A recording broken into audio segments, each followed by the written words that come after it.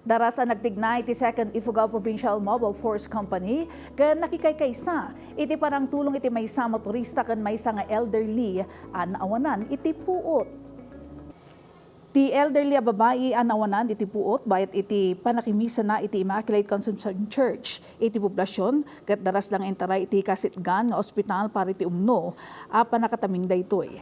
Dagiti kamang ti 3rd Maneuver Platoon ket timulong met iti maysa a motorista naranda iti kalsada a nadadailan iti motorsiklo bayat iti routine operations da. Tinulungan da ti motorista iti parang repair iti lugan na ken sinigurado da iti natalged a panagbiyahe daytoy. Dagiti met kamang ti RPSB team ti 2nd Ifugao PMFC ket nakibinadang kadagiti lokal a residente ken barangay officials iti clearing ken unclogging iti irrigation system amang supply iti rice fields iti barangay Nungulungan, Hungduan. Pudno unay nga wan ka paris ti ragsak a marikna iti panangipaay iti serbisyo komunidad.